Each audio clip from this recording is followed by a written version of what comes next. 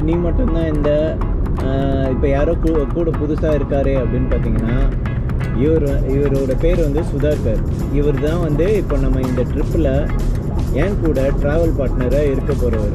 Okay, so இவர் கூட தான் இந்த கம்ப்ளீட்டாக இந்த ட்ரிப்பில் என்னென்ன கோயில் போகிறோமோ, எந்தெந்த பிளேசஸ் போகிறோமோ அது எல்லாமே வந்து இவர் கூட தான் நம்ம கவர் பண்ண போகிறோம். ஹாய் சுதாகர், உங்களை இன்ட்ரடியூஸ் பண்ணிங்க. அரோகரா அரோகரா.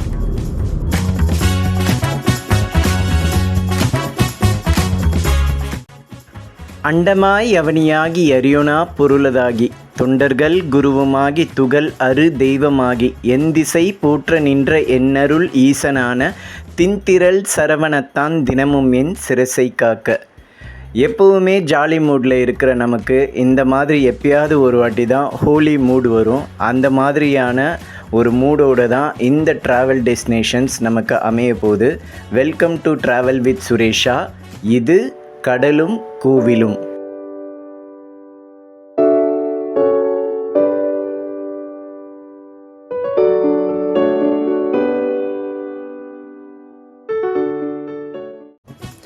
உலகத்தில் நீங்கள் எந்த ஒரு நாட்டை எடுத்தாலும் அந்த நாட்டோட ஆரம்ப காலகட்ட வாழ்வாதாரம் அந்த ஊரில் இருக்கக்கூடிய ஏதாவது நீர்நிலைகளை ஒட்டியே தான் அமைஞ்சிருக்கும். அதனால தான் இன்றைக்கும் அகழ்வாராய்ச்சி பண்ணுறவங்க நீர்நிலைகளை ஒட்டி தான் வந்துட்டு மனிதர்களுடைய வரலாறை தேட ஆரம்பிக்கிறாங்க. அப்படி நீரோடு ஒற்றி அமைக்கப்பட்ட கடலும் கடல் சார்ந்த கோவில்களையும் தான் இந்த பதிவில் நாம் பார்க்க போகிறோம்.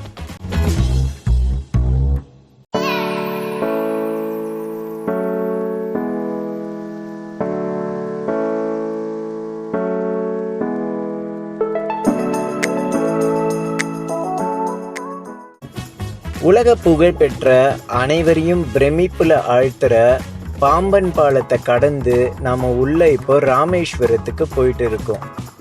ராமேஸ்வரம் சொன்னாலே இந்த ராமநாத சுவாமி ஆலயம்தான் எல்லாரோட மனசுலேயும் வந்து நிற்கும். அந்த கோவிலுக்கு தான் இப்போ முதல்ல நாம் வந்திருக்கோம். ராமேஸ்வரமில் ராமநாத சுவாமி கோவிலில் சிவனை வழிபடுறதுக்கு சில விதிமுறைகள் இருக்குது. அதை பின்பற்றி தான் நம்ம கோவிலில் உள்ள போய் சாமியை கும்பிடணும். முதல்ல இங்கே 22 நாழி கிணறுகள் இருக்குது. அந்த கிணறுல இருக்கக்கூடிய ஒவ்வொரு தண்ணீரையும் நம்ம எடுத்து தலைமுழுகி பின்பு தான் உள்ளே சென்று சாமியை தரிசிக்கணும். அப்படி தான் எங்களுடைய வழிபாடும் அமைஞ்சுது. இதுக்கான என்ட்ரி டிக்கெட் 25 ரூபாயிலேருந்து 100 ரூபா வரைக்கும் சார்ஜ் பண்ணுவாங்க. ராமேஸ்வரம் கோவிலுக்கு வந்துட்டு 22 தீர்த்தங்கள், ஓகே, 22 நாழிக்கிணறு தீர்த்தங்கள், இது எல்லாத்துலேயும் வந்துட்டு நீராடிட்டு இப்போது இறைவனை தரிசனம் பண்ணுறதுக்காக போயிட்டு இருக்கோம். கோவில் ரொம்பவுமே அருமையாக இருக்குது. இதோட கட்டடக்கலையெல்லாம் நம்ம சொல்லவே வேணாம். நீங்கள் பேக்ரவுண்டில் பார்க்கும்போதே தெரியுது என்ன நேர்த்தியாக கட்டியிருக்காங்கன்னு சொல்லிட்டு. அது மாதிரி இது வந்து வரலாற்று சிறப்புமிக்க கோவில். நம்மளோட இதிகாசம்லாம் வந்து சம்மந்தப்பட்ட கோவிலாக இது இருக்கிறதுனால இதை வந்து ரொம்ப புனிதத்தை வாய்ந்தது. இங்கே எல்லாருமே வந்து ஆத்மார்த்தமாக இறைவனை வழிபடணும் அப்படின்னு சொல்லிட்டு நம்ம இந்த வீடியோ மூலமாக கேட்டுக்கிறோம். ரொம்ப சந்தோஷமாக இருக்குங்க. 22 தீர்த்தத்துலேயும் நல்லபடியாக தண்ணியில் நீராடிட்டோம். இப்போ அடுத்தது தரிசனத்துக்கு போகிறோம். ரொம்ப சந்தோஷமாக இருக்குது. மனசுக்கே அமைதியாக இருக்குது. எல்லாம் சிவமயம்.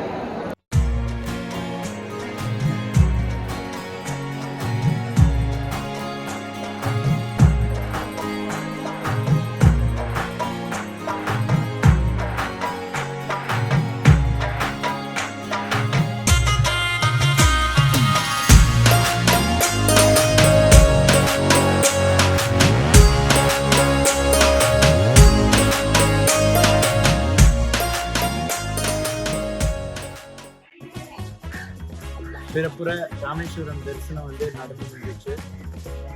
எல்லாம் வல்ல இறைவனை இந்த உலகமே வந்து நல்லா இருக்கும் அப்படின்ட்டு ஏதோ பெரியவன் மாதிரி பேசினுக்கிறேன். யாரும் தப்பாக நினைக்க வேணாம். நல்லா இருக்கணும்ட்டு எல்லாருக்கும் சேர்த்து உங்களுக்கும் சேர்த்து வேண்டிட்டு வந்துட்டேன்.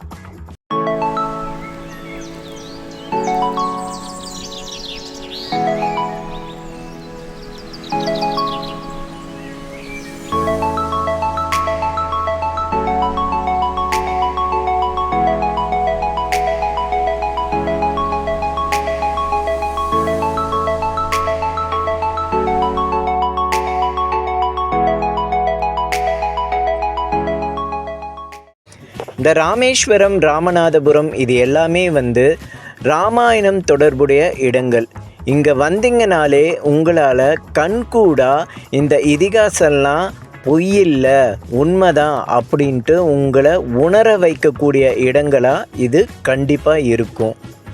ராவணனை கொன்றழித்த பிறகு ராமர் சிவனை நோக்கி பூஜை பண்ண இடம் தான் இந்த ராமேஸ்வரம். இதுக்கு அருகாமையில் தான் தனுஷ்கோடியும் அரிச்சல் முனையும் அமைஞ்சிருக்கு. ராமேஸ்வரத்துக்கு அடுத்தது ராமர் அடுத்து கால் பதிந்த இடம்தான் இந்த தேவிப்பட்டினம். அது ஏன் இங்கே வந்தார், என்ன இங்கே அவர் செய்தார் அப்படிங்கிறத நம்ம இதில் விரிவாக பார்ப்போம். இந்த கோவில் கடலுக்குள்ளே அமைஞ்சிருக்கிறதுனால இது மற்ற கோவில்லேருந்து மாறுபட்டு தான் காட்சியளிக்கும். இதை நீங்கள் பார்க்கும்போதே உங்களால் உணர முடியும். இது எல்லாமே வந்து பார்த்திங்கன்னா ராமர் சம்மந்தப்பட்ட ட்ராவல் டெஸ்டினேஷன்ஸ் தான் எல்லாமே. ராமரோட கதைகளில் வரக்கூடிய அந்த இடங்களை தான் வந்துட்டு நம்ம வந்து கவர் பண்ணிட்டு இருக்கோம். இது முக்கியமாக தேவிப்பட்டினம். இப்போ நம்ம இருக்கிறது வந்து தேவிப்பட்டினம். இந்த தேவிப்பட்டினம்ன்றது வந்து பார்த்திங்கன்னா நவக்கிரக சன்னதி வந்து கடலில் இருக்குது. ஓகே, கடலில் இருக்குது. எப்படிடா இது வந்து பூஜை பண்ணுவாங்க, எப்படி இது பண்ணுவாங்கன்னா, ஆமாம், டெய்லியுமே வந்து காலையில் வந்துட்டு ஒரு 8 மணிக்குள்ளே வந்துட்டு யாருக்காவது இந்த தோஷங்கள் நிவர்த்திலாம் பண்ணணும் அப்படின்னா இந்த கோவிலுக்கு வராங்க. கடலில் இறங்கிறதுக்கு, அதாவது கடல்ன்றது ஒரு பெரிய அளவில் அப்படியே மூழ்கி போகிற அளவுக்குலாம் இருக்காது. ஒரு கணுக்கால் லெவலில் வந்துட்டு ஒரு இடுப்பு அளவு தண்ணி வந்து இருக்கும். அந்த நவகிரகங்களை வந்துட்டு வழிபட்டுட்டு மக்கள் வந்து அவங்களோட தோஷங்களெல்லாம் நிவர்த்தி பண்ணிட்டு போயிட்டு இருக்காங்க. இது வந்து பித்ருதோஷங்களை நீக்க ராமர் அவர் தந்தைக்காக இங்கே வந்து நவகிரகங்களை இங்கே பிரதிஷ்டை பண்ணதாக வந்துட்டு சொல்லப்படுது. ஆரம்ப காலத்தில் ராவணன் வந்து நவகிரகங்களையும் வந்துட்டு சிறைப்படுத்தி வச்சதுனால அவரால் நவகிரகத்தை வந்து சந்தித்து நவகிரகத்தை அவரோட அந்த தோஷ நிவர்த்திகளை வந்து அவரால் அங்கே பண்ண முடியல. அதனால் இவர் இங்கே வந்து கரையோரமாக இவரே பிரதிஷ்டை பண்ணி நவகிரகங்களை பிரதிஷ்டை பண்ணி அவருடைய தோஷங்களை வந்துட்டு நிவர்த்தி பண்ணியிருக்காரு. ஸோ இது மாதிரியான எக்கச்சக்க ராமர் சம்மந்தப்பட்ட கதைகள் நம்ம தமிழ்நாட்டிலே இருக்குது.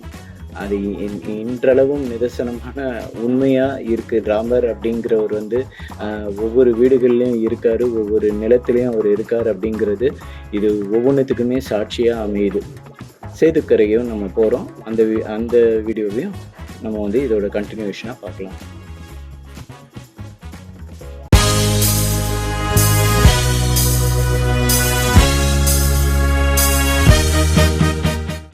ராமர் கால் பதிந்த இடங்களை ஒன்று ஒன்றா இந்த கடலும் கோவிலும் அப்படிங்கிற பதிவில் பார்த்துட்டு வரோம்.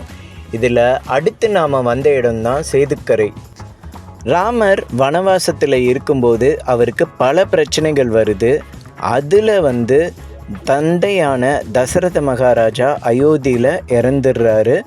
அவர் இறப்புக்கு கூட இவரால் நேரடியாக போக முடியல. ஆனால் இந்த சேதுக்கரையில் இருந்து தான் அவர் தந்தைக்கு தர்ப்பணம் பண்ணுறாரு.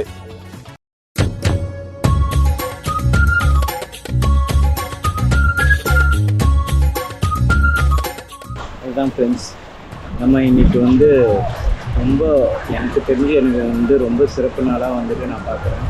என்னென்னா, நம்ம கேட்ட கதைகள், நம்ம பார்த்த விஷயங்கள் எல்லாமே வந்துட்டு ஒரு சில விதத்தில் ஒத்து போகும்போது இது எதுவுமே வந்து கற்பனை கதை கிடையாது, நீ படித்தது எல்லாமே வந்துட்டு நிதர்சனமாக நடந்த உண்மைகள் அப்படின்னு சொல்கிறது வந்து எப்படி நமக்கு வந்து ஒரு ஆச்சரியத்தையும் அற்புதத்தையும் ஏற்படுத்தணும். அதே மாதிரி தான் வந்துட்டு நான் கண்கூடாக இந்த விஷயங்களெல்லாம் வந்துட்டு பார்க்கும்போது நான் வந்து அப்படியே மெய்சிலித்து போகிறேன். இப்போ நம்ம உட்காந்துட்டு இருக்கிற இடம் தான் வந்து பார்த்திங்கன்னா ராமர் வந்து தந்தையின் மறைவுக்கு பிறகு, அதாவது தசரதரோட மறைவுக்கு பிறகு அவர் இந்த இடத்துல தான் வந்துட்டு திதி கொடுக்குறாரு.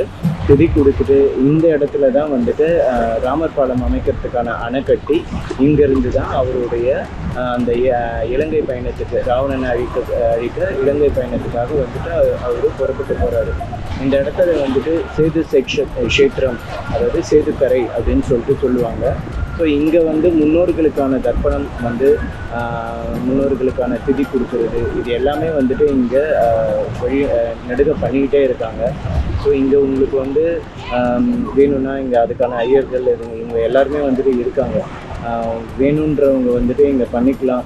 ஸோ முன்னோர்களுக்கான இது பண்ணுறது வந்துட்டு அவங்கெல்லாம் வந்துட்டு நம்மளை இதெல்லாம் பண்ணும்போது சந்தோஷப்பட்டு நம்மளை வந்துட்டு வாழ்க்கை முழுக்குமே வந்துட்டு அவங்க துணைக்கு இருந்து நம்மளை ஆசீர்வதிப்பாங்க அப்படிங்கிற ஒரு நம்பிக்கையும் இருக்கும். அதே டைம் இங்கே வந்து பண்ணும்போது ராமரோட கால்பட்ட இடம் அப்படின்னும்போது அவங்க எந்த இடத்துல அவர்களுடைய ஆன்மா இருந்தாலும் அது வந்து சாந்தி அடையும். அது வந்து ராமரின் திருவடியை செய்யணும் அப்படிங்கிற நம்பிக்கையும் வந்துட்டு நிறைய பேருக்கு இருக்குது. இந்த சேதுக்கரை தான் ஹனுமன் உள்பட பல வானர கூட்டங்கள் ராமருக்கு உதவிகரமாக இருக்க இந்த கடல்ல இருந்து அவர் இலங்கைக்கு செல்ல ஒவ்வொரு கல்லிலையும் ராமா ராமா என்று பேர் எழுதி அதை மிதக்கும்படியாக செஞ்சு ஒரு பாலத்தை அமைச்சு இங்கிருந்து அவர் இலங்கைக்கு சென்று ராவணனிடம் போர் செய்ய உதவுறாங்க. அப்படி போர் புரிஞ்சாதானே சீதையை மீட்க முடியும்.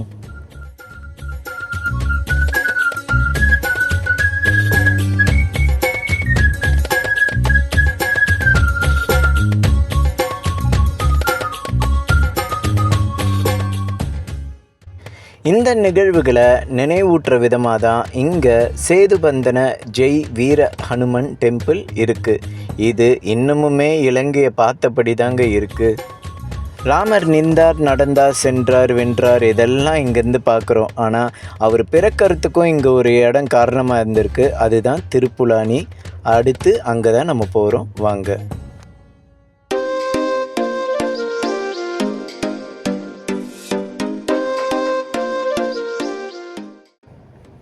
திருப்புலானி அப்படின்னா அது என்னன்ற பெயர் காரணம் பார்த்துருவோம். திரு என்றால் தெய்வம், புல் என்றால் புல் தான், அதுக்கு வேறு அர்த்தம்லாம் இல்லை. ஆணி என்றால் படுக்கை. ஸோ கடவுள் புல்லை படுக்கையாக மேற்கொண்டு இருந்த இடம்தான் இந்த திருப்புலானி. இப்போ புல், படுக்கை இதெல்லாம் வந்துட்டு நமக்கு புரிஞ்சிருக்கும். அந்த திரு என்ற சொல்லாடல் தான் ராமர் என்பதற்கான பொருள்.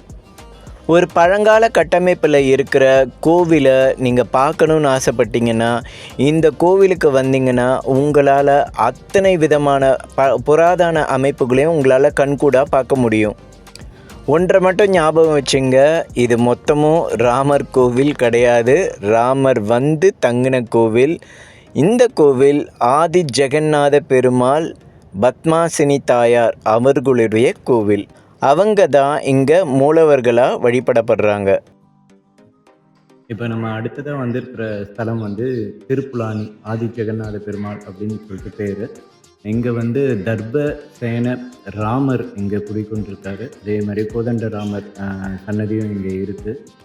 ராமர் வரலாற்றை எடுத்து பார்த்தோம், ராமர் கதையை எடுத்து பார்க்குறோம் அப்படின்னா இதில் எல்லாமே வந்துட்டு எல்லா கதைகளும் இந்த ராமநாதபுரத்தை சுற்றியே அமைஞ்சிருக்கக்கூடிய ஒரு சிறப்பு வந்து இந்த ஊரில் வந்து இருக்குது. முக்கியமாக வந்து ராமர் வந்து ராமர் பாலம் கட்டுறதுக்காக சமுத்திரராஜனுடைய சேவைக்காக காத்திருக்கிறாரு.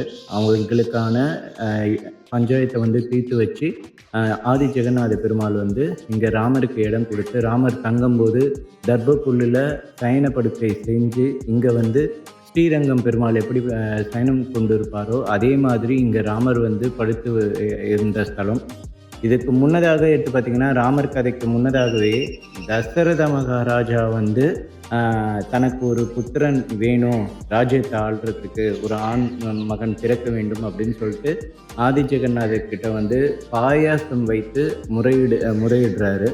ஸோ அவருடைய வேண்டுதலையும் நிறைவேற்றி ராமர் வந்து அவதரிக்கிறாரு. அதன் அடையாளமாக வந்து பார்த்திங்கன்னா இன்னைய வரைக்கும் இந்த கோவிலோட பிரசாதமாக வந்துட்டு பாயாசம் வந்து கொடுக்குறாங்க. சரியா, கொடுக்கப்படுது.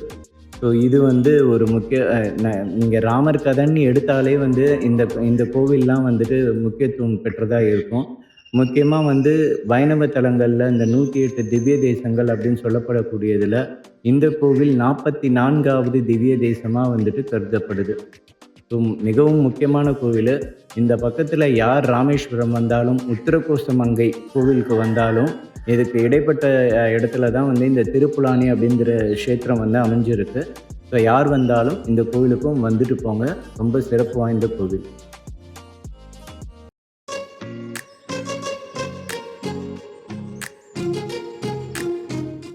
உலகத்திலேயே முதல்ல சிவலிங்கம் உருவான இடம் குடிமல்லம் ஆந்திர மாநிலத்தில் இருக்குது. உலகத்திலேயே முதல்ல சிவ ஆலயம் உருவான இடம் அது நம்ம உத்தரகோசமங்கை தான். இங்கே மரகத நடராஜர் மிகவும் பிரசித்தி பெற்றவர். இவர் திருவாதிரைக்கு மட்டுமே ஆண்டிற்கு ஒரு முறை தரிசனம் கொடுக்கக்கூடியவர். இந்த உத்தரகோசமங்கை திருப்புலானியிலேருந்து 10 கிலோமீட்டர் தொலைவில் இருக்குது.